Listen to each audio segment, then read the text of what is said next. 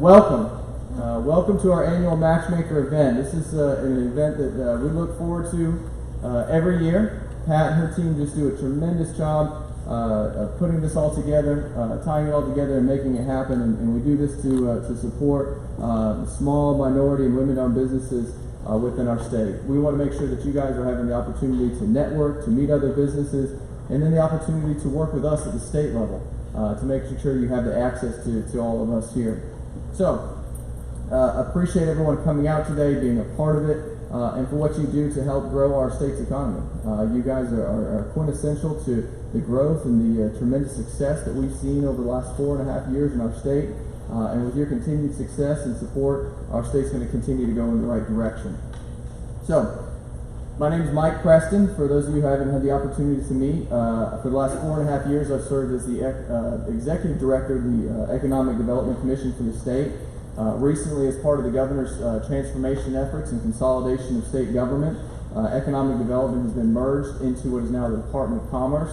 The Governor has asked me to serve as the Secretary of Commerce for the state of Arkansas, while also still wearing the hat as the Executive Director of the Arkansas Economic Development Commission. So I've become exponentially more busy in the last 2.5 months, but that's okay because I've got a great team around me who gets things done, and Patty and her team, of course, and the work that they've done here. And then there's so many other members of our team from the Economic Development Commission and from Commerce who volunteered their time to come together to put this together to make it happen.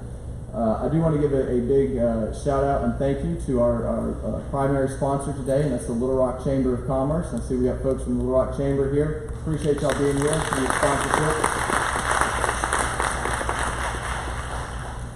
And the governor, he's been attended this event before. He couldn't make it today. He's out around the state doing his computer coding tour. So promoting computer science education throughout the state of Arkansas is something that's been very near and dear to him. And he takes a couple weeks out of every year to go around the state and make his case for that and try to get students and more teachers signed up for it. So he's on that tour today, but sends his best and wanted me to read this proclamation that he had done today in honor of this event and what's happening here today. So, State of Arkansas Executive Department Proclamation.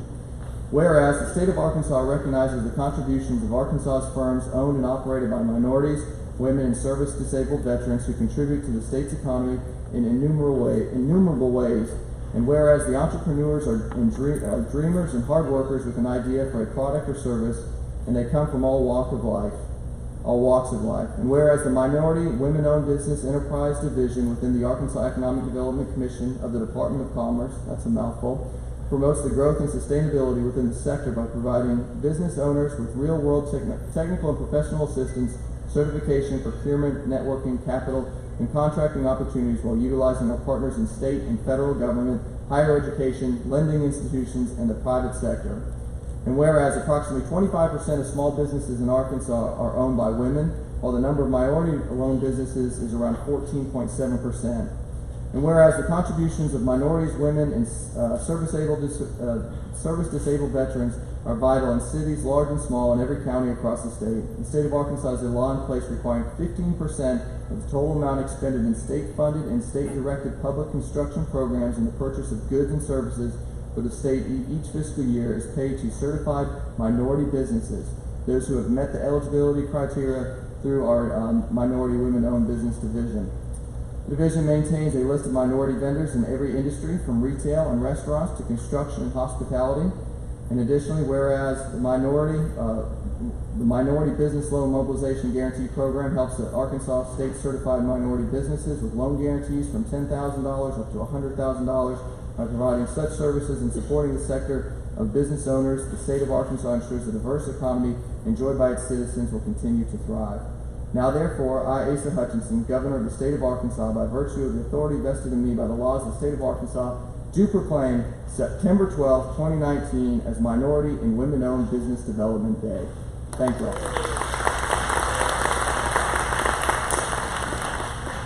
So, you guys don't want to hear from me, you want to get right into the program. So let me get right into that, and I'm going to introduce our MC, then introduce our keynote speaker, and then we'll get into the awards. And I know there's some prizes that you got to hang around and be present for, so we're excited to get those out. But again, thank you all for what you do, and we'll be up here throughout the day. So Our MC for the event I get to introduce today is Preston.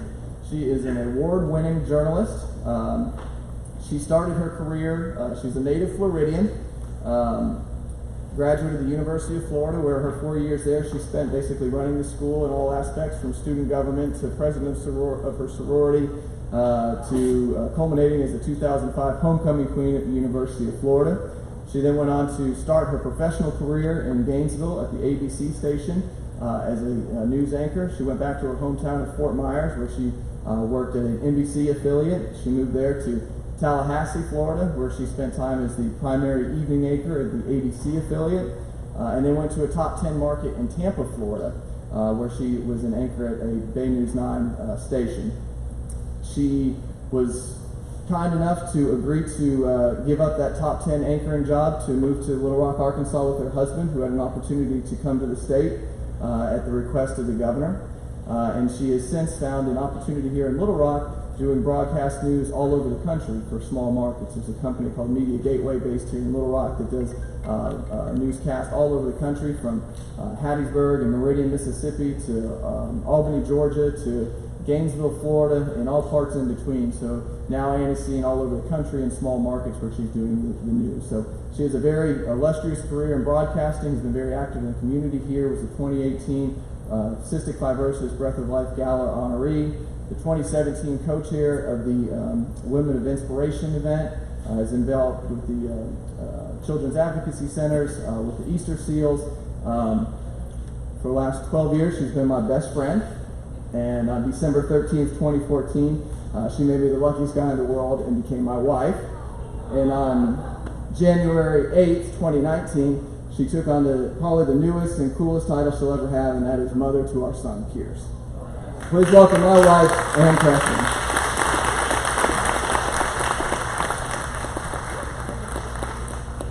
You didn't have to memorize that bio. I guess you've lived it. But stay up here with me. Stay up here for a moment. You're not getting off the hook. Well, thank you so much. I'm so excited to be here. I gotta lower the microphone a little because we have a small height disparity, if you couldn't tell, and I'm in 4 inch heels. So thanks for being here. I hope everybody's having a good time at the 2019 AEDC Matchmaker event. Is everybody making some good matches? Can I hear about it? I heard one participant tell me, it might take 3 weeks or 4 weeks or 5 weeks for me to be able to talk to everybody that I'm getting the chance to talk to in a couple of hours here today. So I'm sure you really can't overestimate the importance of this event. Mike, what do you say that this means for economic development, and how important is an event like this for business here? Well, it's extremely important. I think this is an opportunity to see folks who are trying to work with state agencies. You get everyone together here under one roof and one umbrella. I guess the key to this is that you exchange a lot of business cards, you make some contacts. Our recommendation and guidance is follow up on it. Make sure you reach back out to those people that you've met, those agencies that you've talked to. Get in front of them, stay in front of them, make sure they know about what you're doing, and ultimately it's going to generate more business throughout the state, which is good. Small business is the backbone of our state. In economic development, we get the headlines for the 1,000-job project that comes to Little Rock, or the 500 that goes to Northwest Arkansas, and those are great. They get the headlines, but it's because of you guys and what you do each and every day that we see the true growth in our economy. So an event like this really helps bring those folks together and promote that for long-term sustainable success in economic development and growth. Well said, well said. And none of this really would be possible. I'm sure you know the woman behind the scenes who helped coordinate this, along with a very hard-working team at AEDC. You'll hear from her in just a moment, but I really want to give a shout-out to and have everybody really give a round of applause to the woman who helped coordinate all of this. She does it every year. If you don't know her, you'll want to know her, Ms. Pat Brown. Let me tell you something. She's somebody you want as a friend, too, because this is a true story. Not too long ago, she said to me, this week, and if anybody ever gives Mike trouble, just they're going to have to come through me first. So you want Pat on your side. She's a dear friend of ours. And of course, her team worked very hard on this as well at AEDC. So, enough of hearing from us. I have the distinct pleasure of getting to introduce to you the keynote speaker for today. She's a boss woman, much like many of the bosses I see out here in the audience. She's the owner of Galley Support Innovations. So here's something. If you've ever flown on an airplane, show of hands who's flown on an airplane. You have touched one of her products, and she'll tell you what that product is, but her company does much more than just that, but that's just one way that it's touching lives. She runs this very successful business, but she's also giving of her time. She's on several boards, including the AEDC board, the Arkansas Career Education and Workforce Development Board, and she's the current president of the Arkansas Aerospace and Defense Alliance. Listen, her bio goes on and on and on. I don't have time to list everything that she does, but she's also received regional, state, national recognition. Notably, she was named the SBA Business Person of the Year in 2016. She's also a proud mom of 3 boys, and she's a wife. And actually, have you guys heard of the Arkansas Dancing with Our Stars event? Anybody heard of that? Just maybe say yes. Okay, well, her husband was just featured in that and did quite well, but I think we all know she probably taught him most of his moves. Yeah? Well, let's hear from our keynote speaker today. She's also an author, she just told me. She has a book coming out called More Than. Very excited to hear about that. Please welcome Gina Radke.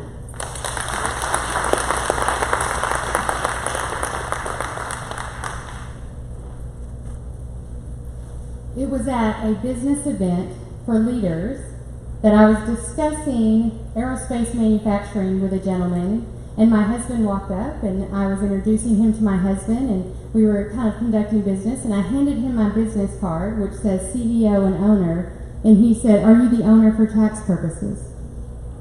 You get no special tax breaks for being a woman, let me tell you that first of all. And then my husband handed his card to him, and it says COO, and he said, "So she's your boss?" And he said, "Yeah." And he said, "Oh, how does that work?" And he said, "Just fine. She's really good at what she does." So one of the things that happens to me all the time, being a woman in manufacturing, being a woman who is married to the co-owner of her company, is it is assumed that I'm a figurehead. And I do not like to have people assume that I'm a figurehead. I am not a figurehead. I've run every machine in my company. I make all the executive decisions. Now I have a team. I'm also not very, selfish with the power. I have a team because more minds make things better. But I work with people to make the decisions. I run the company. I own the company. And is this being recorded? I want to know before I say bad things about my husband. Oh, it is. Okay, well, never mind. I was going to give you the dirty truth, but you just look me up later and we'll discuss it. So I want to be extremely honest with you guys and up front. Here's what happened today. I wrote out sort of an outline for this speech. I left it on my printer last night. My assistant took a picture of it. She emailed it to me so I could blow it up on my iPad, and my iPad quit working this morning.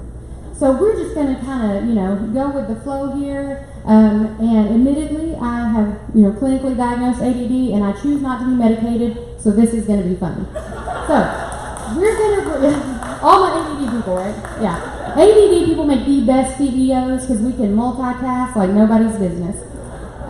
So we're going to talk about 3 things. One I've already touched on a little bit is figureheads, then we're going to talk about allies, and then we're going to talk about the lottery. So if I get lost, can someone just yell one of those 3 things at me, and then I'll remember what to talk about, right? So, now I talked about the figurehead thing, and that's a huge issue with me. I get asked, do you do your husband's books? I tell people no. Like, we'd all be in jail if I did the books. It'd be an accident, but we'd all be in jail. That's what we have a bookkeeper, and we have a CPA for. I am not good at that, and it's not a strength of mine. And it is very tiring to continually hear, especially in my field, like I said, manufacturing, it's a male-dominated field, to constantly have people assume that my worth is not valuable or that my title was given to me. I actually once had an employee, I was taking a girl around, and I introduced her to people, and I said, "She's shadowing me, she wants to know about becoming a CEO." And he said, "Well, just tell her to marry the owner." Yeah. So by the time I got upstairs to my office, he was already in my husband's office, and he's like, "I think I'm about to be fired." And so I told my husband the story, and we sat down and we had a talk about it. And I lined it out, and I said, you need to understand that we bought this business together. My husband is a Native American veteran. So if we were going to do anything for government contracts for tax purposes, which, I'm in a room full of women and minorities, we all know you don't get special tax privileges for either of those. But if we were going to do it for government, it would be because of him. And it would not be on me. The reason that we chose to make me CEO was he had to go work somewhere else. We started our business in 2005, And the recession hit right after that, and we said, okay, whoever gets a job first is going to go work somewhere else. That time we had 4 employees, and 2 of them were felons, and we knew that they weren't going to be able to get jobs. So we said, we'll put out our resume, whoever gets the job first, to keep us going, keep our family going, keep the business going, that person will take a job. He took that job. I was running the business. When he came back 2 years later, I actually had grown the business 3 times, and I said, you're either going to have to come back or we're going to have to sell it because I can't do this on my own. So he came back, and I was like, oh, good, here, you take over, I'm done. And about 3 weeks in, he said, I just think you're better than this at me. Every meeting we sit at now, the guys will ask me a question, but then they look to you for the answer, which is a huge difference, because in manufacturing, usually men walk in, and they look at my husband and ask him, and he's like, I have no idea. He's like, I design parts. If you want to talk business, you have to talk to her. So that's actually how I became the CEO, and I've been the CEO since 2007 now. So I understand. I see a lot of women in this room, and I think that's really awesome. And so I want to encourage you guys to remember that you're not figureheads. And if you are, I want you to reconsider what you're doing, because you're making it tough on the rest of us. Because I get asked if I'm a figurehead, because there are men who say that their wives own the business, and you go to their webpage and you pull up that staff, and there's not one picture of that wife on there. So unfortunately, it's one of those, it's a stereotype for a reason. So I'm asking you, this is my plea to the women in the room, let's not make that a reason. Let's work, let's be, honest business owners and honest CEOs, and let's not do it for government contract purposes. Okay, so I'm going to move from figureheads, what else did I say? Allies, yes. And that is one thing I'm very lucky. My husband is an ally. Can I take this? Okay. I should have done that in the beginning. So my husband is an ally. I'll hold the batteries in. I'm in manufacturing. I'll make it work. And he's really good about seeing the things that other people say to me, and him going, wait a minute, that's not right. But it took him a minute. Like in the beginning, I would say, do you think that they said that to me because I'm a woman? And he's like, is it always because you're a woman? I'm like, maybe. I don't know. And so then I use this terminology with people. I would say, hey, can you be a second set of eyes for me? Because let's be really honest. Everyone in this room needs an ally. We need several allies. This is the Women and Minority Business Matchmaking event. Now, minority is a mathematical term. And even though no one in this room is minor to anyone, mathematically we are a minority in business. There are more men in business. There are more white males in business than there is anyone else. But what's interesting is if you want to bet on a business to be successful, you know who you bet on? Bet on a black woman. If you want a business to be profitable, you know who you bet on? First generation American minority. That's who you bet on. But do you know what happens if you want to scale a business? Who you bet on? You bet on a white man. And a lot of that has to do with allies. And you go with what you know. And I'm kind of skipping here, I just realized that, but we're just going to go with it. So here's the deal. About 20 years ago, maybe a little less, I was I was unaware, but I was in a social experiment. I was at a conference, and they asked us to, everybody switch rooms, and we're all going to come back into this one room. And they had the room divided. And you didn't consciously know it, but you had a table of women of color, you had a table of men of color, you had a table of white women, and you had a table of white men. And they said, now go sit down.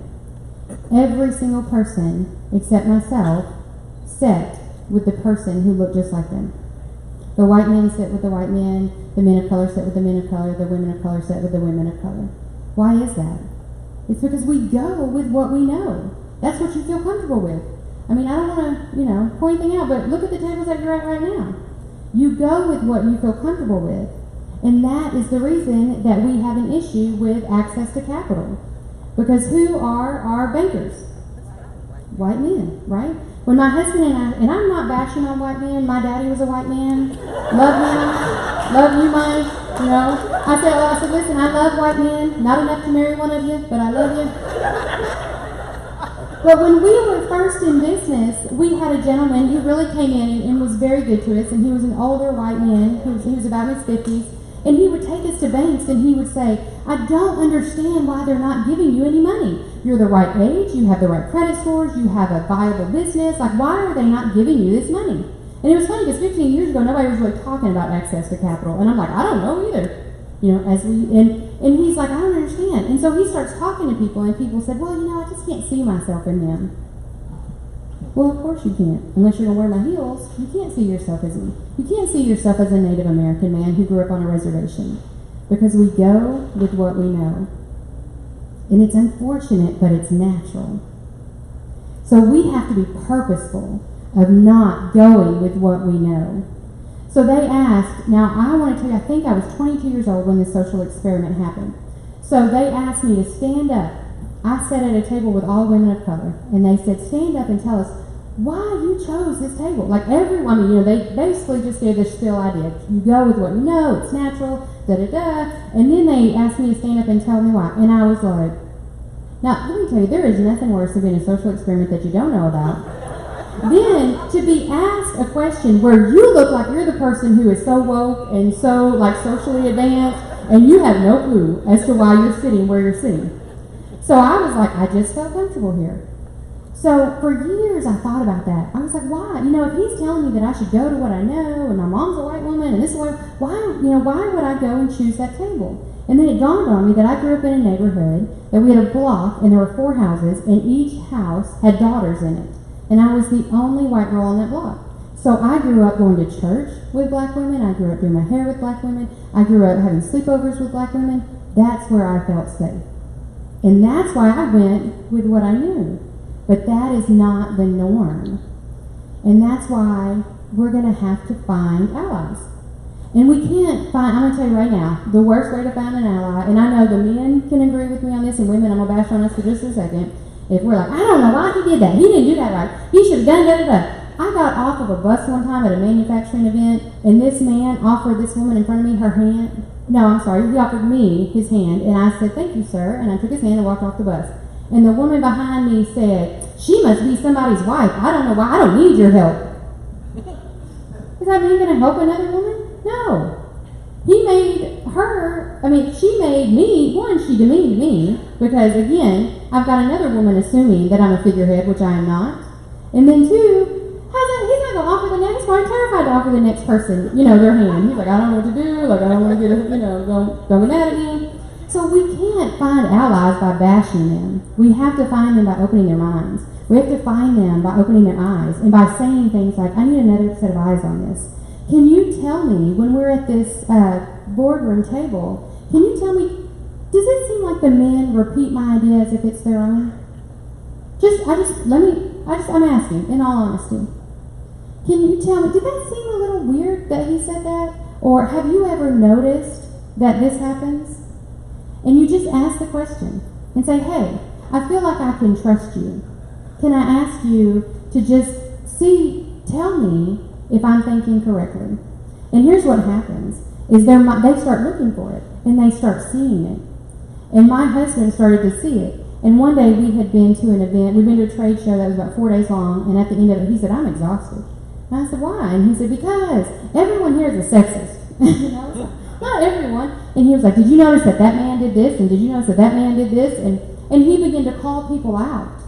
And I'm going to use the term, someone said, we were going somewhere and someone said, I don't mind riding bitch. And my husband said, are you saying you don't mind riding bitch because that means the passenger seat? In general, women sit in the passenger seat? And the guy was like, I don't know. And so he began to tell him, he's like, that's speech. That's a microaggression. You don't even know that you're being discriminatory. You don't even know that you're putting a woman in another place. And you're saying that if you're riding passenger seat, that you're less than, and you equate that to a woman. And so he just schooled this guy. And so he does that all the time, but he did that because I started saying, hey, can you see if you see what I'm saying? See, I didn't bash him, I just started to ask.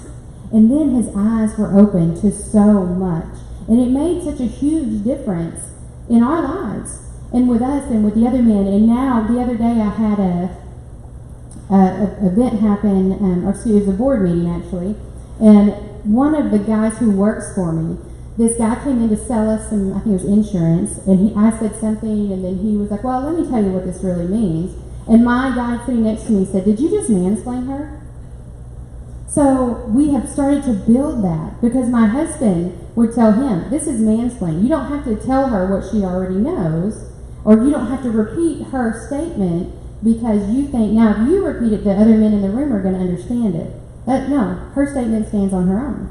And so this wasn't my husband, this was a young man that works for me, and he called out the insurance agent and said, are you mansplaining her? And now it's almost a joke. We'll say, will you mansplain him because I don't know what he's saying? And they call it momsplaining when I do it. They're like, will you momsplain because we don't know? But people's eyes got open to that, and so they started to point it out. And if they point it out, then that person is aware, and if that person becomes aware, then he can see where he maybe has implicit bias, and he maybe is performing microaggressions that he's unaware of, and it goes like that, not just with women, but with race, with culture, with socioeconomic backgrounds. We all have implicit bias. We all think some people are some way just because of a stereotype, and we don't even know that we think that.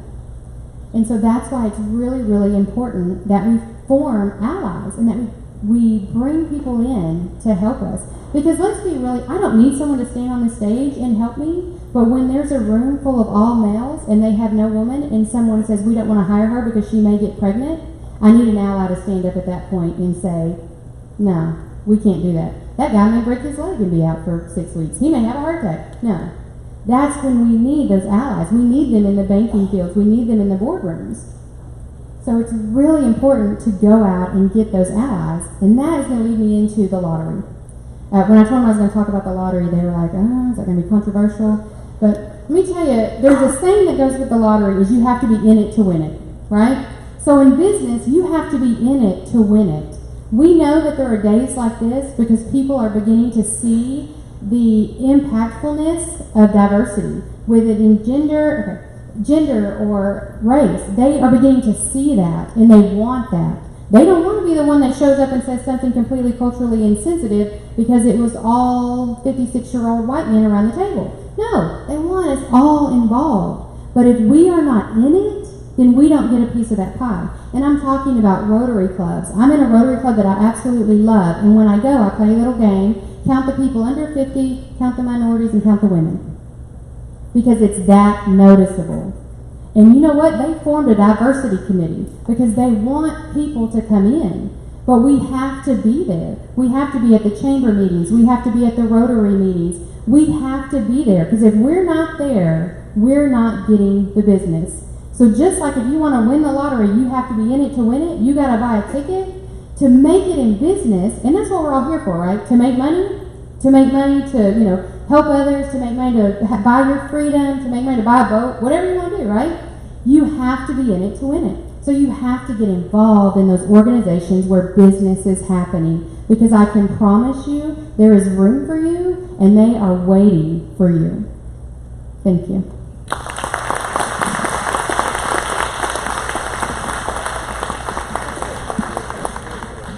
She just said she forgot to talk about her book, but it's called More Than, right? More Than, Gina? Yes, how to be bold and balanced in life and business. More Than, how to be bold and balanced in life and business. So I think we're all interested in hearing more from her now. That was wonderful, Gina. Thank you.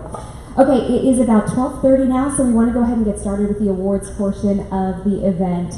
And I will be bringing up Miss Pat Brown and my husband, Mike Preston, are going to be up here to present the awards. And so when you get called up, please come up, accept your award, take a quick photo, and we can recognize you.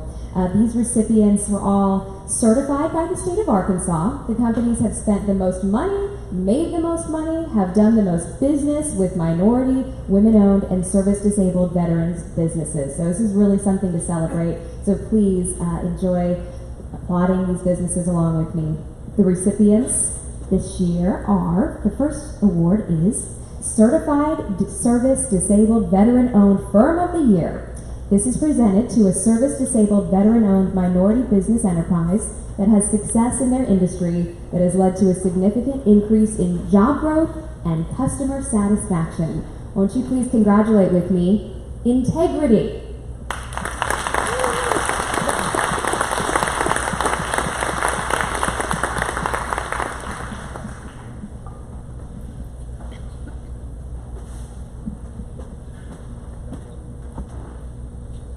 Take a quick photo right over here. Yeah, but let's come into the light maybe. Is that a good spot for them? Mm-hmm.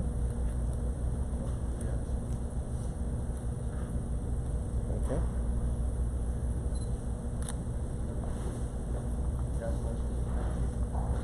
Congratulations, Integrity. All right, next we have the Certified Minority Enterprise of the Year. This is presented to a minority business enterprise owned or controlled by the following persons or group of persons: African American, Hispanic, American Indian, Asian, Pacific Islander, that has exceeded industry standards and achieved phenomenal business success, leading to significant growth and job creation while showing a commitment to social responsibility and strong community involvement. The winner of this, and I love this name, Goddess Product.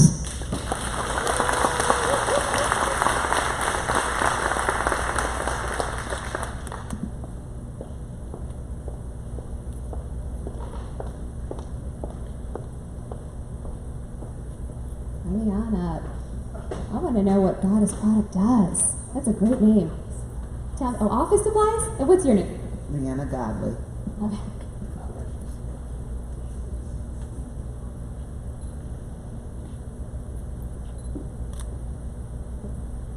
Congratulations.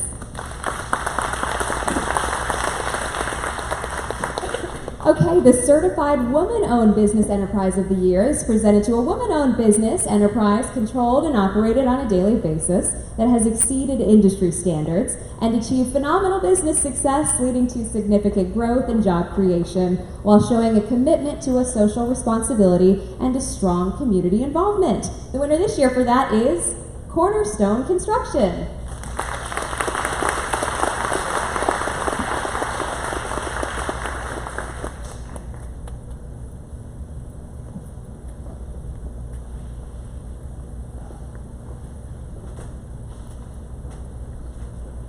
Congratulations.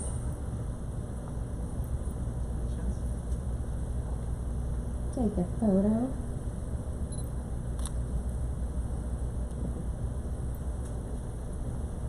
Thanks for the great work you do. Okay, we're going to the Access to Capital Award. This is presented to an organization that's demonstrated outstanding leadership in the financial community by providing traditional and or alternative working or investment capital to minority or women-owned businesses. And the winner is Southern Bancorp. Do we have a representative from that organization here? Nope. Okay. Well, we congratulate them and thank them for their work. Next up is the Arkansas State Agency of the Year. This is presented to a state agency whose business practice has had significant impact on the growth and development of minority and or women-owned firms and has demonstrated leadership and commitment in advancing minority or women-owned businesses in Arkansas by spending at least 15% of the agency's discretionary budget with Arkansas minority and or women-owned business. The winner is the Arkansas Parks and Tourism.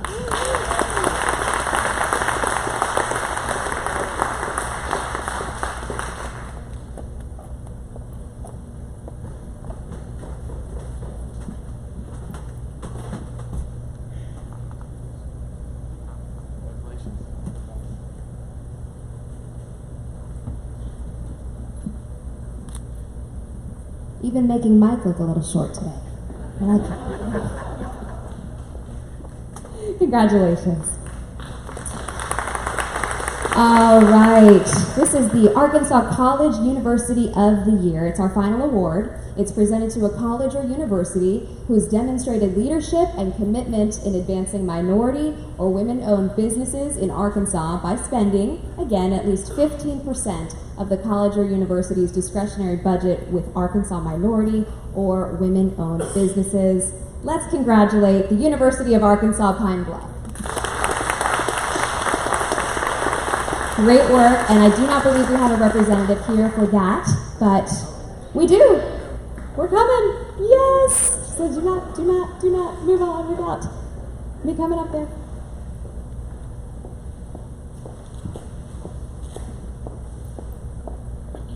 Thank you for making the effort.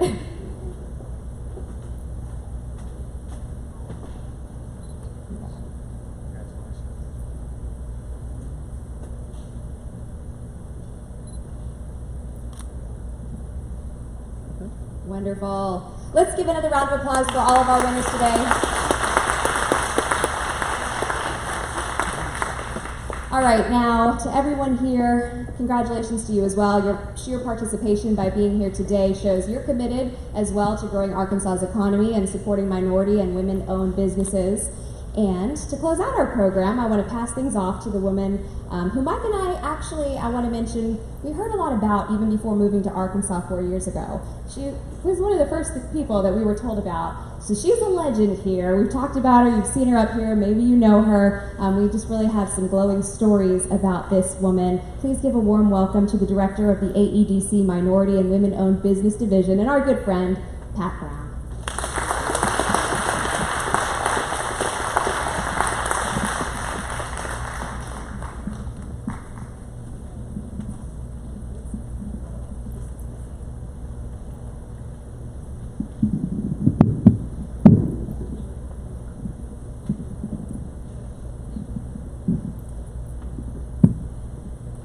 Well, I am glad that this is almost over. There has been a lot of work, but it's been well worth it.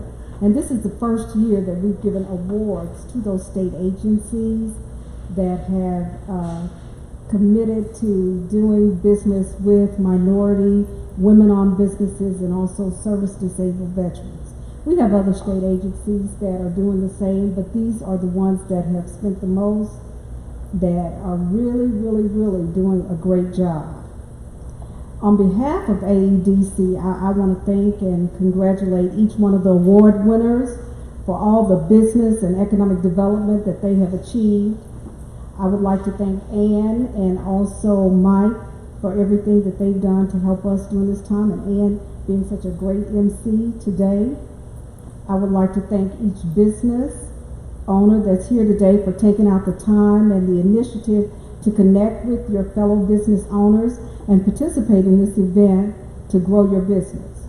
Your efforts are not only vital to the growth of our state's economy, but vital for the growth of our communities, for women, minorities, and I hope that you've enjoyed the luncheon today that was generously donated by the Greater Little Rock Regional Chamber of Commerce. Let's give them a hand.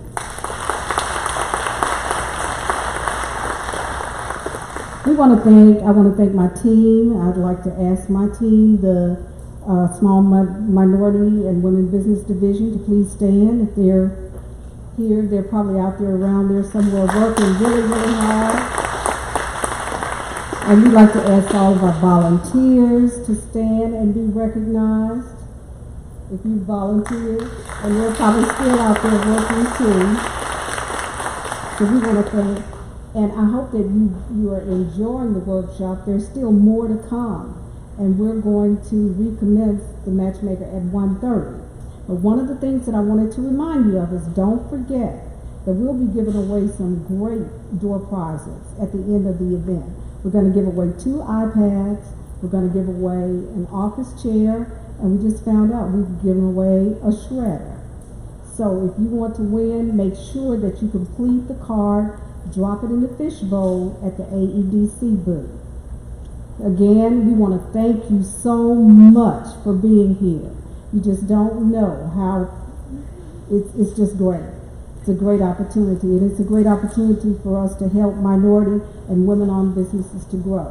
One of the things that I'd like to share with you too, if you don't get enough information today, we're hosting a workshop on Wednesday. It's going to be held at our office at 900 West Capitol Avenue in the State Library on the 2nd floor from 9 until 11 o'clock. And then if you don't have enough information, then you can find out about our loan mobilization program. We have a workshop then at 2 to 4. So you can see we're busy and we're really trying to get this information out to minority and women-owned businesses because there are resources that are available to you. Again, I want to thank you. Thank you, thank you.